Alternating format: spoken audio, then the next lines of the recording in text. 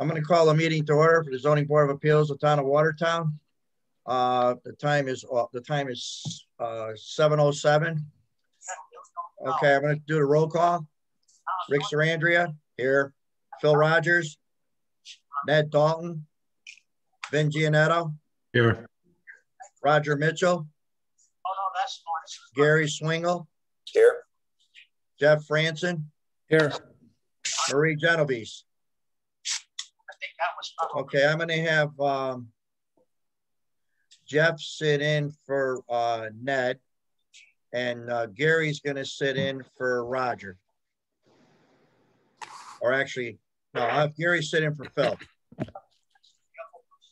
Okay. I'm going to start out by reading the notice about this Zoom meeting.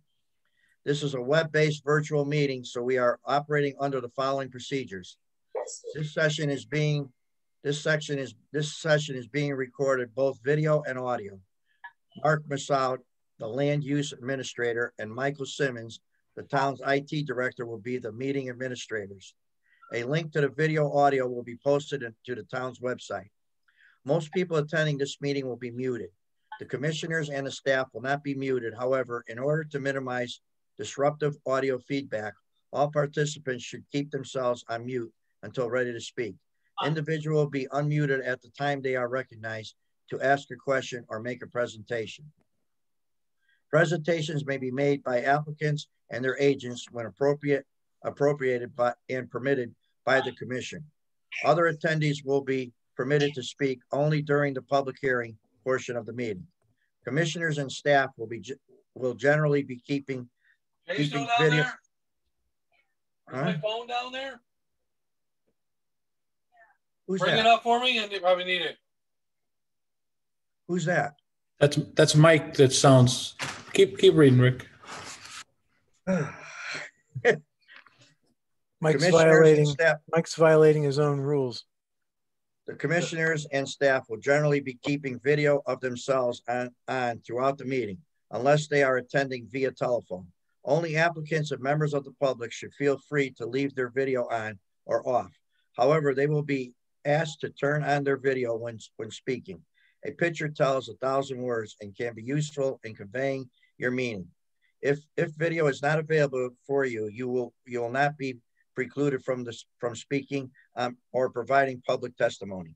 During public hearings, individuals desiring to speak will be asked to state their name and give their home address. We will read the public hearing rules at the start of the first public hearing of the meeting. Please use the chat feature. Please use the chat feature or raise your hand feature for the meeting administrators to know that you've raised your hand to speak. If an applicant or agent needs to submit additional documents to the commission, which was not distributed in advance of the meeting, with the rest of the materials, the application will be continued to the next meeting so that the new documents can be made available to the public. Members of the public may only speak during a public hearing. If a member of the public speaks outside of the public hearing or creates an audio or video disruption, they may be manually ejected from the meeting upon the recommendation of the meeting administrators or the chair. Okay, I'm going to read the Zoning Board of Appeals ground rules for the public hearing. The applicant or his representative will make his formal presentation to the board, stating specific hardship and precisely why this merits a variance from the zoning regulations of the town of Watertown. All comments, discussions, and observations shall be made through the chair after proper recognition by the chairman. This is necessary to ensure that only one person at a time speaks on any issue, thus making it easier for everyone to understand and for clearer legal transcription.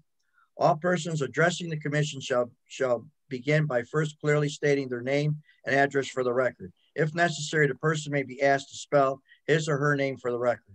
Following the presentation of the application, the Zoning Board of Appeals will ask specific questions of the applicant.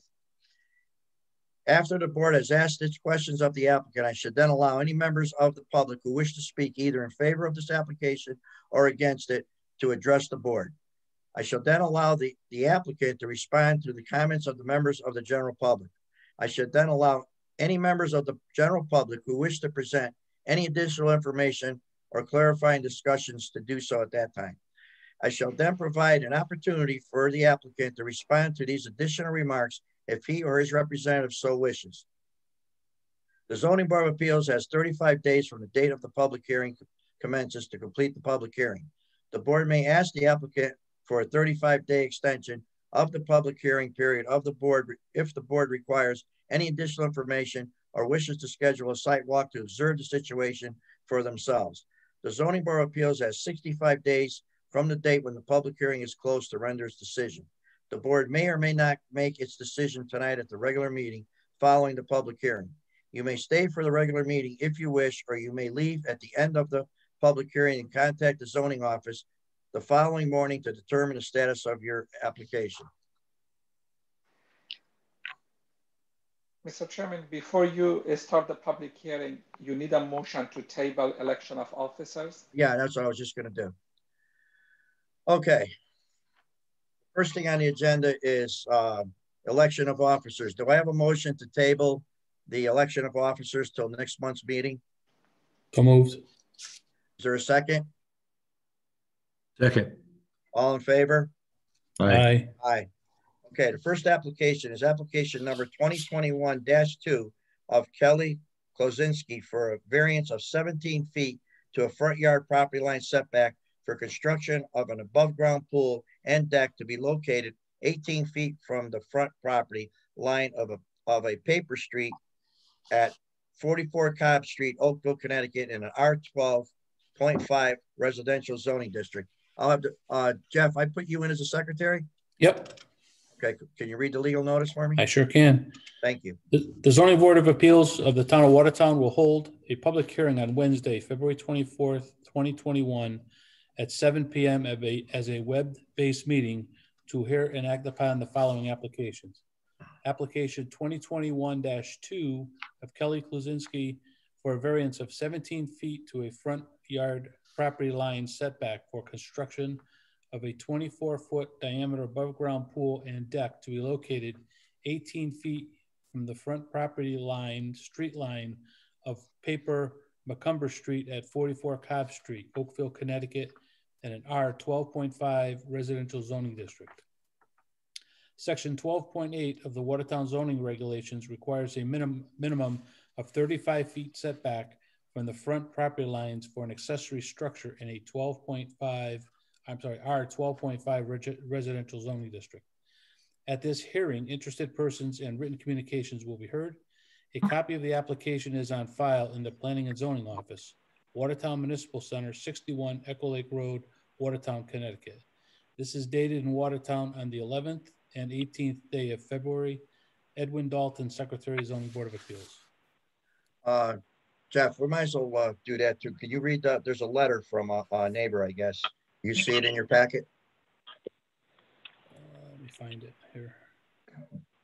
It's like on the third page. It's from a Kelly, Mike, Manson, and Lucas. I thought there was a letter. Let me see. There's a letter emailed to us. That's what I thought it was an email to us, right? I got a hard copy here. There are two different letters. Oh, there are two different letters? Oh, I didn't see the one that was emailed. Well, read the one that's emailed, and I'll read the one that I got for a hard copy. I see the one from, do you want the one from Roy Kavanaugh? Oh, no, that's for North Street. No, it's not. There's one in here for Macomber Street. Oh, yeah? Oh, I didn't see that one.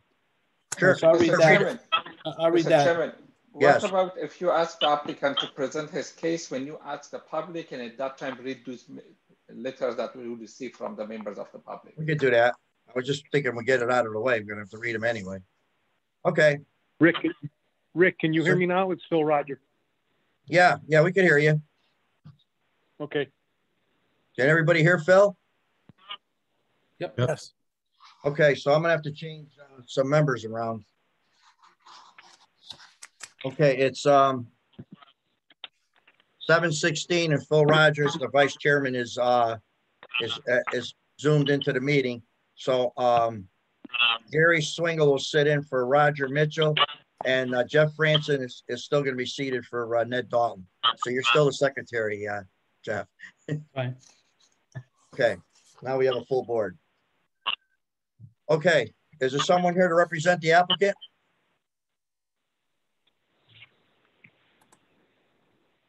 Is there someone here to represent the applicant? I'm here myself, Kelly Klaczynski of 44 Cobb Street.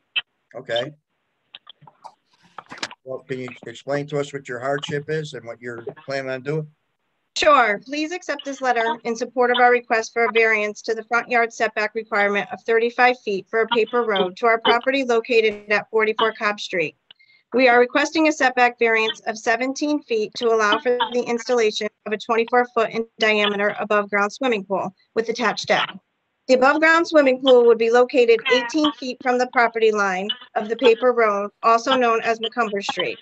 I spoke with Roy Kavanaugh, Director of the Department of Public Works, and he confirmed his department has no plans to finish the paper road and considers it highly unlikely that it will ever be improved. Please see the attached correspondence from Mr. Kavanaugh. Because of the paper road, we have 2 front yard setbacks as opposed to the setback of 5 feet for a side yard. We chose the location for our pool for several reasons. First, due to the grade of our rear yard, the area in which the pool would be installed is the most level and usable land. If we were to place the pool 35 feet from the paper road, it would be on a slope. We also chose the location for the pool because we have a detached 2-car garage located in the rear of our property.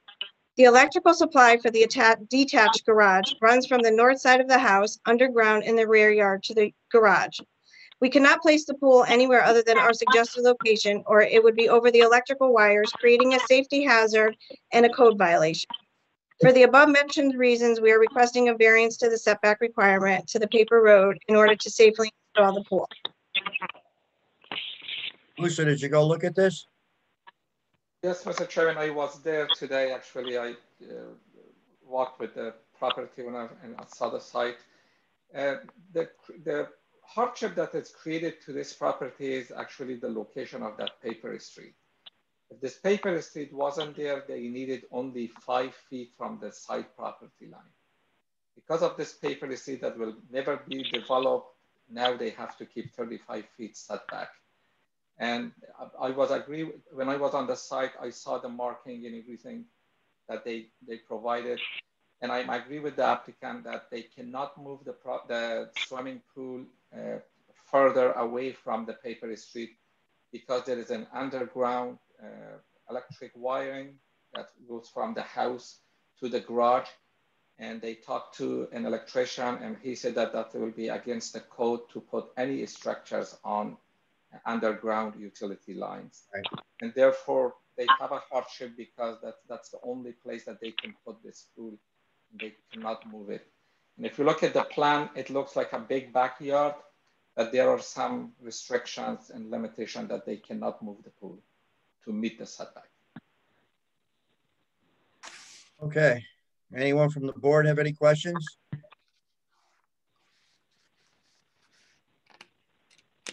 No. Anyone from the board? No. Questions? Okay. Anyone from the public wish to speak for or against this application? Anyone from the public wish to speak for or against this application? Is there anyone from the public wishing to speak for or against this application? Okay. Rick, did you want me to read that letter from Yes, that's what I was just going to ask. Marone? This is from the Marone family at 81 Milken Street in Oakville. Right. It's addressed to the Zoning Board of Appeals. It says, "Dear sirs, this letter is to indicate that we agree with the application of Kelly Klaczynski of the variance number 2021-1 for the construction of the above ground pool on their property. We are their neighbors at 81 Milken Street. It is my understanding that the McCumber Street paper road is no longer viable as a road. Therefore, this property line requirement should not be an issue. It's signed by Mr. Gary Marone and Ms. Deborah Marone." Also in the packet, Mr. Chairman, is a letter from the Roy Kavanaugh, our Department of Public Works. And he's just confirming this correspondence, and it was actually sent to the applicant. And it says, this correspondence is to confirm that the Department of Public Works has no plans to finish the paper street known as McCumber Street and consider it highly unlikely it will ever be required. Please do not hesitate the office if you have any questions. It is signed by Roy Kavanaugh. Okay. You guys all set? You got any questions for the applicant or anything? Everything okay? No, I'm familiar with Cobb Street and familiar with the, with that area, so I'm all set, Mr. Chairman. Yep. Okay. I'm go okay with that too. How about you, Gary? Good. Rennie? Yeah, I'm fine. No issue. Okay. Can we entertain a motion to close? Moved. Is there a second? Okay, all in favor? Aye. Aye. Aye. Next on the agenda is review of zoning board of appeals bylaws. Nope. Nope. No. Acceptance of minutes, Oh. Rick. Oh, yeah. Hey, I'm sorry. I didn't see that down here. Okay. Do I have a motion to accept the minutes? So moved. Is there a second? Second. All in favor? Aye. Okay, let's go on to, okay, on new business, we got application number 2021-2 of Kelly Kolodziski for variance of 17 feet to a front yard property line setback for construction of an above ground pool and deck to be located 18 feet from a front yard line of a paper street at 44 Cobb Street, Oakville, Connecticut, in an R12.5 residential zoning. Do I have a motion? A motion to Make a approve. motion to approve. Oh, go ahead. Then I'll second. Okay. There again, now, I mean, this is a paper street, and I guess there could, if it was a regular street, they would have to, you know, have their setback be that far back. But seeing that there's a paper street and the way the topo of their property, I guess that's the only place they could put this pool. So their hardship is an electric cable, the paper street. So they have quite a few hardships there. Musa went out and saw it, and he saw everything that was there. So there's a motion on the floor to approve. There's a second. All in favor? Aye. Okay, next on the Wait, agenda. hey, Rick, I just have a quick question. Musa, is there a way that we could have the Public Works Department look at other paper streets? I find this sort of unfair to our residents. This applicant had to come and pay money and you know, request a variance on a paper street that it appears to me that the Public Works Department knows that they wouldn't make that an approved road. And if they went to the town council and just abandoned that, then these residents would be able to put their pool up and all of that and not be burdened with, in my mind, the financial part of having to go through this process. There's other little streets in that area that, you know, we may have other residents that, you know, may want to do something similar. And we should be able to, the Public Works Department should be able to identify what those streets are. Mm-hmm. Actually, that's a good point, but there is another way to fix this problem. In some towns, when you have a corner lot, they only enforce the front setback on one side, not on both sides. And that's something that the Planning and Zoning Commission in future, when they want to review their regulations, that we are trying to do that soon. Maybe something that the Planning and Zoning Commission look into that to see for these corner lots, we should only enforce the front setback from one side, not from both sides. If this was a side property line, they needed only 5 feet. Right. But in order to really find a good solution to this, it's better to put something in our regulations. Okay. That on corner lots, we can enforce only one side as a front setback, not both sides. And Right, sometimes they only enforce on one side, not both. If I may add to that conversation, Jeff, the town does recognize that those paper streets are an issue, and we started to look at the process for abandoning them, and unfortunately, it's quite a cumbersome process. So we're going to try to look at ways to deal with it. Through the ordinance, through modification of the ordinance, but Musa brings up a good alternative option in terms of revision of the zoning regs, and we are looking we are initiating a process to revise to start revising the regulations within this year. So that certainly could be that, among other issues that cause regular reoccurrence to the ZBA, would be good options to look at revising the regulations around. Okay. I just felt bad for the residents that had to go through this, and and then see the letter from our Public Works that it it's going to be abandoned. So thank you. Okay, all set? Yep. Okay, next on the agenda is review of zoning board of appeals bylaws. Everybody get that in their packet? Thank you, Mark. Yep. Did a good job, Nathan. Thanks. So, Mr. Chairman, just briefly, I just wanted to build in some flexibility for now and in the future to provide packets in the appropriate manner to individual members.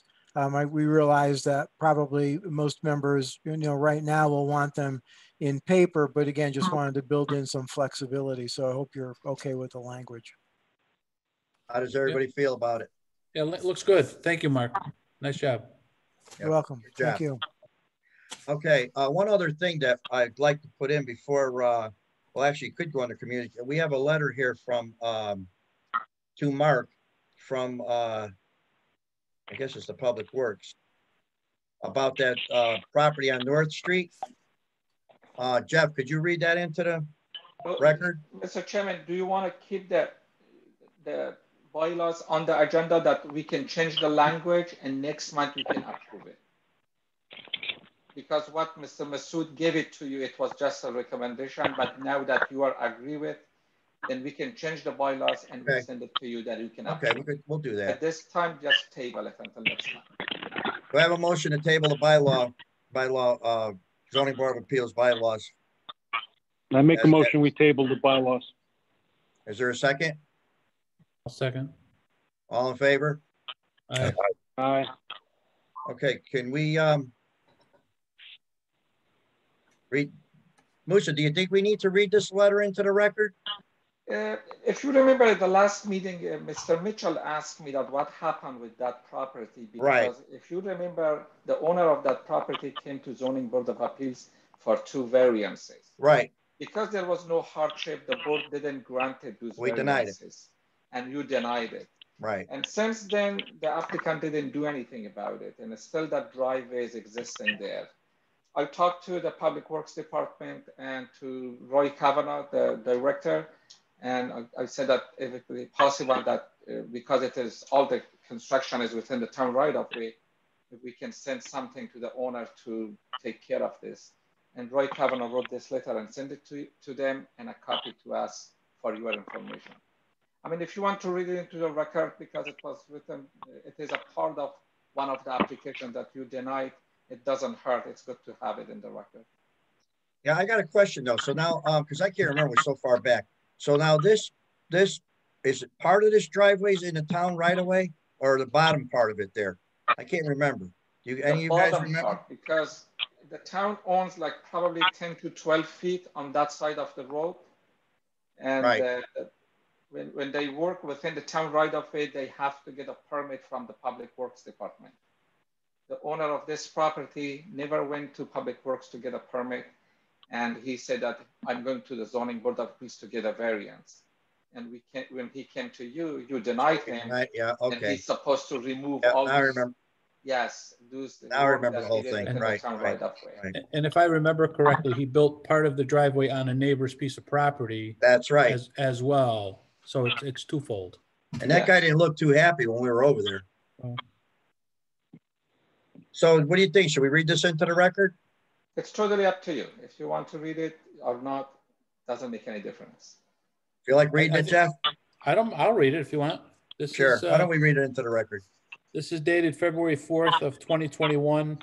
It's sent by certified mail to Mr. Leonard Stolfi, 215 North Street in Watertown, Connecticut. It's from Ray Kavanaugh, and it's referencing a second driveway at 215 North Street. Mr. Stolfi, It has come to the attention of the Department of Public Works that you have constructed a second driveway at your residence.